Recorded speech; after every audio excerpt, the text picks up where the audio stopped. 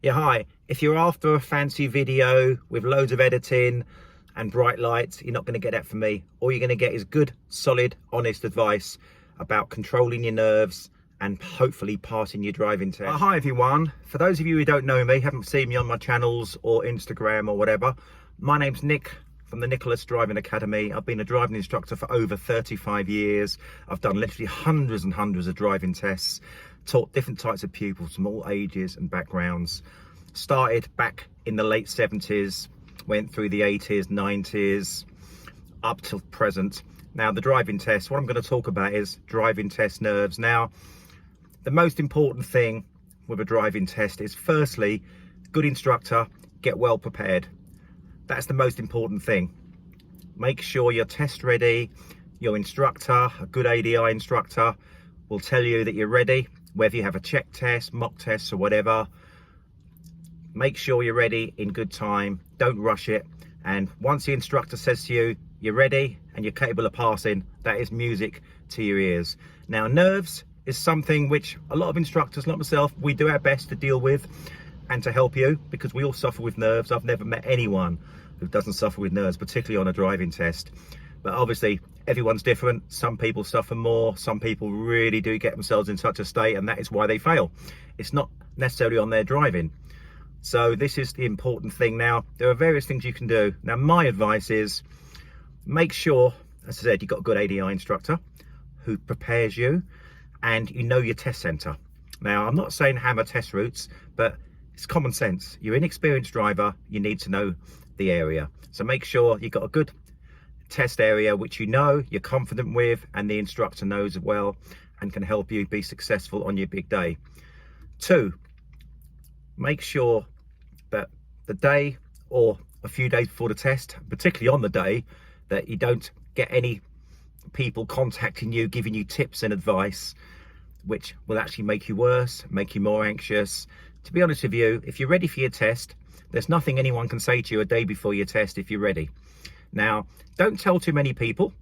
Obviously tell your instructor if you've booked it yourself, because you want your instructor to turn up. Maybe tell close family or friends, whoever you wish, but the less people you tell, the less pressure will be on you. You certainly don't want phone calls the night before the test or the morning giving you advice.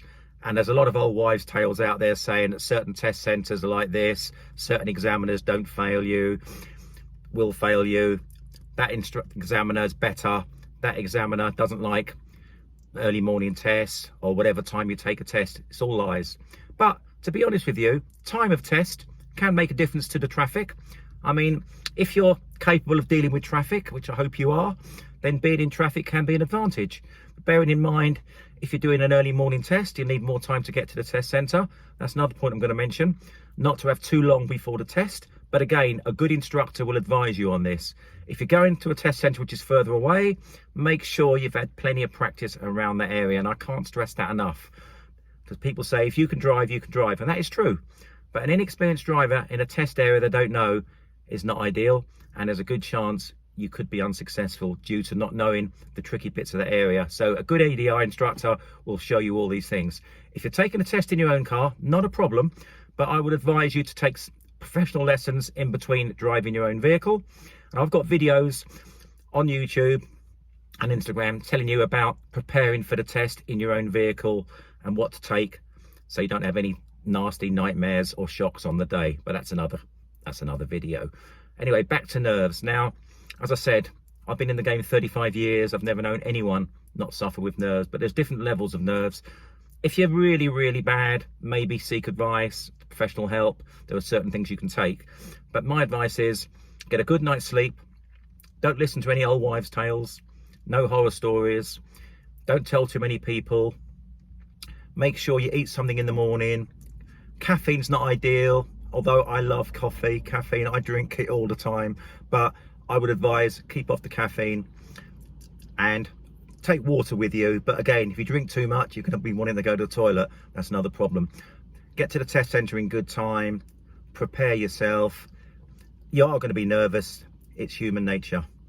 And if you've had the right amount of lessons and you're well prepared and your instructor has said you're ready, That is all you need to hear. The rest is down to you. Now, we know you can get good luck and bad luck. You can get situations that help you, and sometimes it might be busy. Other vehicles might be cutting you up. This happens, but you have to deal with it. You make your own luck. And if you don't pass your test first time, it's not the end of the world. Don't put too much pressure on yourself. Obviously, we all want to pass first time. It's great, save you money, get yourself on the road independent as quickly as possible and as safely as possible. But if you don't pass first time, it's not a problem. Anyway, just remember my main tips. You're well prepared, you're ready. That's the most important thing. Make sure you got your provisional license safe. Very important. Go to the right test centre. But again, a good instructor will prepare you. If you're using your own car, not a problem, but seek professional advice. All I can say is good luck. Control those nerves. We're all nervous. I was nervous. I take tests and I get nervous too. And another thing is too, the examiners are only human like you and I. So you can talk to the examiner, but don't overdo it. If you make a mistake, it doesn't mean you failed. You can go back and sort it. That's not a problem. If you're following the sat nav or directions and you go off route slightly, as long as you do it, prepare yourself and do things safely, it may not affect your test. Most importantly though, watch your speed limits. 20 mile an hour, 30 mile an hour, 40, whatever, wherever your test is. Make sure that you stick to the speed limits, and of course observation is paramount. But this is about nerves, something we all have to deal with. And as I said, don't tell too many people. Don't listen to any horror stories. Examiners, they're human like you and I. They don't go out there to fail you. It's down to you on the day. And you can talk to the examiner, but don't overdo it.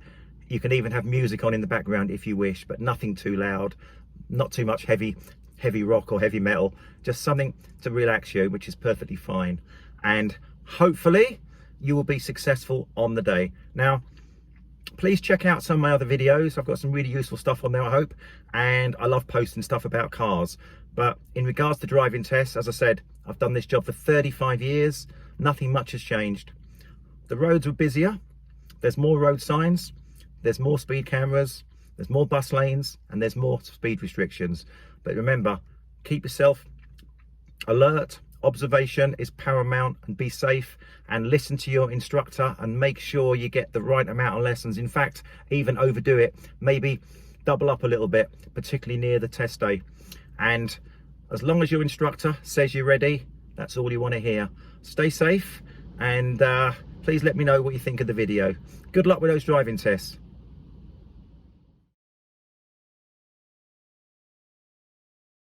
Your test will last about 40 minutes, and you can take your instructor with you if you want. Before going out on the road, you'll do an eyesight check and be asked one safety question. You'll drive in various road and traffic conditions and drive independently for about 20 minutes. You'll need to follow directions, either from the examiner's sat-nav or a series of traffic signs. It doesn't matter if you go the wrong way or need to check where you're going. Driving safely is what counts. Your examiner will ask you another safety question while you're driving, such as showing how you'd wash the windscreen or turn on the heated rear window. You'll have to do one reversing manoeuvre. This could be parking in a bay. The examiner will ask you to either drive in and reverse out, or reverse in and drive out. Or you could be asked to do parallel parking at the side of the road. Or you might be asked to pull up on the right hand side of the road. You'll need to reverse for about 2 car lengths and then rejoin the traffic. You'll also do controlled stops to check that you can stop and move away safely. You might also be asked to do an emergency stop. At the end of the test, your examiner will tell you if you've passed and give you feedback. You'll only fail if you make 16 or more driving faults or any serious or dangerous faults.